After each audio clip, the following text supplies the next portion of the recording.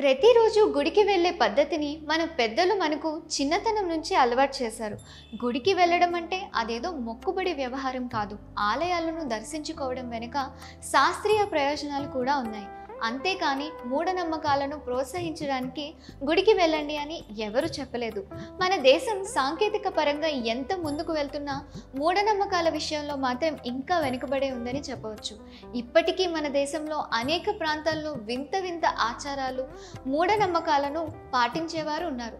మరీ ముఖ్యంగా కొన్ని పురాతన చారిత్రక ఆలయాల విషయానికి వస్తే వాటిలో అనేక విశ్వాసాలను పాటించేవారు ఉన్నారు. ప్రకాశం జిల్లా రాచర్ల మండలం జి పుల్లల చెరువు సమీపంలో నల్లమల అటవీ ప్రాంతంలో కొలువై ఉన్న నెమలిగుండ్ల రంగనాయక స్వామి దేవాలయంలోనూ మూఢ విశ్వాసాలను ఇప్పటికీ పాటిస్తున్నారు. ఇంతకీ అదేమిటంటే, నెమలిగుండ్ల రంగనాయక స్వామి ఆలయానికి నెలసరి వచ్చిన స్త్రీలు వస్తే వారిని అక్కడే ఆలయ ప్రాంగణంలో చెట్లకు తుట్టెల్లో ఉన్న తేనెటీగలు కుడతాయట. అందుకని పీరియడ్ సమయంలో ఉన్న మహిళలు ఎవరు ఈ ఆలయానికి రారు. వస్తే వారితో పాటు వచ్చిన మగవారిని కూడా ఆ తేనెటీగలు కుడతాయట.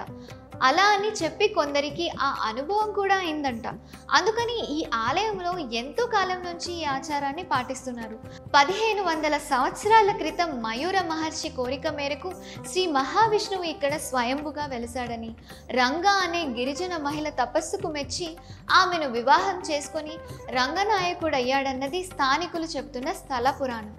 ఇక మయూర మహర్షి నెమలి ఆకారాన్ని ధరించి తన పొడవాటి ముక్కు, కాళ్ళ గోళ్లు సహాయంతో ఆలయ సమీపంలో ఓ నీటి గుండాన్ని తవ్వి తన దాహాన్ని తీర్చుకున్నాడని, అందుకే దీన్ని నెమలిగుండంగా పిలుస్తూ ఉంటారని చెప్తూ ఉన్నారు. కాలక్రమంలో ఈ ప్రాంతం నెమలిగుండ్ల రంగనాయక స్వామి క్షేత్రంగా ప్రసిద్ధిగాంచింది.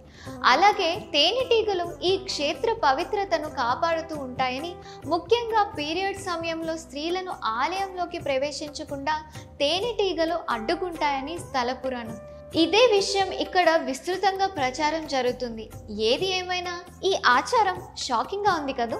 సో విన్నారు కదా, ఈరోజు ఒక మంచి విషయాన్ని తెలుసుకున్నారు.